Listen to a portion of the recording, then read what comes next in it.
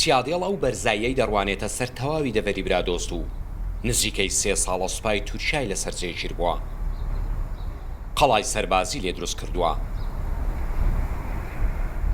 تۆپخانەی لێ و لێرەوە گوندەکانی خەلیفان گەلی زراران و لێلکانی ناوەناوە تۆباران دەکرد.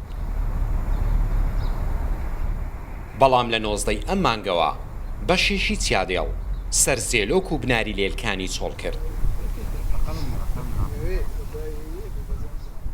مستەفا سەعید نزیکترین ماڵی چیادێڵە و پێشتر سەربازانی تورکیا تا ناوگون هاتوون. پێنخۆشە هاوڕۆ یەک نەمینی ئەزلۆ هێواری شەلا دەستمە سەری و چیای بەس یێماش کۆپە کۆپتەرەکی ناتون ئەمە دێهاگا لێ بێگە هاتۆ ئەسکەر هاتە و دەش ئالان نا ئێستا پەک نەماینەگە پەک نەمێنین مە ئەو دێنەچە. هۆکاری کشانەوەی تورکیا چوونە پێشەوەی هێزی پێشمەرگە و پاسەوانی سنووری عراقیە. ئێستا بارەگای ئەم دوو هێزە لە بەردە بەفر، سپیندارە، ڕەیحانە و بەرزاییەکانی لێلکان جێگیر بوونە و قەڵای سەربازیشیان دروست کردوون.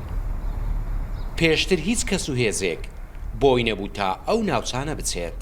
لەگەڵ حکوومەتی هەرێمی کوردستان بێشک تەنسیقیان وایە ئەو شوێنانەی کە هێزی پێشمەرگەی کوردستان و برایانمان لە پاسەوانی سنوور لێ جێگیر بکرێن هێزەکانی تورکیا پاشەکشە دەکەن وەلەو شوێنە زیاتر ناهێن. مەبەست تەنیا پاراستنی ئەمنیەت و ئاسایشی هەردوولایە. ئاگریان نیە، جم و جۆلان نیە. جێگیربوونی هێزەکانی سەربازی کوردستان و عێراق لە بەرزاییەکانی سنوور تۆپبارانی ئێرانی ڕاگرتووە. بەڵام بردومانی تورکیا لە ڕێگەی فڕۆکەی بێفڕۆکەوانەوە ناوە بەردەوامە. لە مانگی ئاداری ساڵی 2017 سوپای تورکیا لەم سنوورە دەستی بۆ ئۆپراسیۆنی زەمینی کرد بە قوڵایی 30 کیلۆمەتر لە نێو خاچی باشووری کوردستان جێگیر بوو.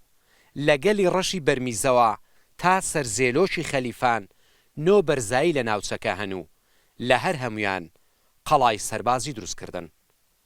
بەختیار قادر ڕوودا و دەڤەری برادۆست.